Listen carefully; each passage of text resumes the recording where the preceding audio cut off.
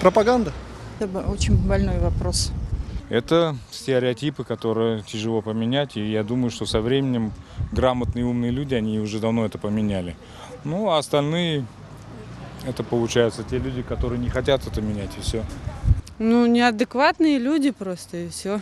Не хотят изучать или познавать документы. Какой они предатели? Как это предатели? Я не понимаю. Не предатели они. Предателями наш народ никогда не был. Это все стопроцентная ложь. Когда-нибудь это Аллах вернет.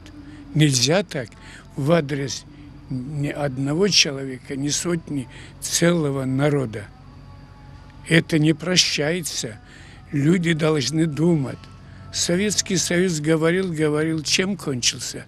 Пора бы понять, пора бы к правильному жизни прийти. Я хороший, ты плохой, хватит, наверное.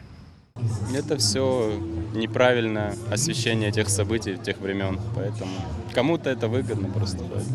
Это неправда. Вот те, кто нас предал, те выслал, они и есть предатели. Ну, я просто так не считаю. Я считаю, что это все из-за большевистской власти, то есть, которая наложила вот это клеймо на наш народ, о том, что мы, конкретно, что наш весь народ предал.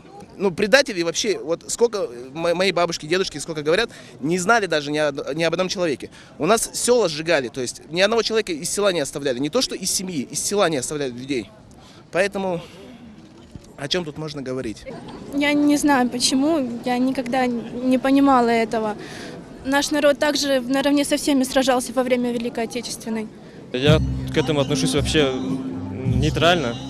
Я не придаю особого значения этому. Сейчас такая ситуация, как все знают, в Крыму, поэтому мы всем мешаем. Поэтому пытаются, наверное, как-то крымских татар с русскими свести или как, не знаю. Это ложь на самом деле, потому что всем известны факты, то, что около 20 тысяч крымских татар, молодых ребят, были в партизанском движении, которые сопротивлялись фашистскому режиму. И все эти объявления – это открытая ложь.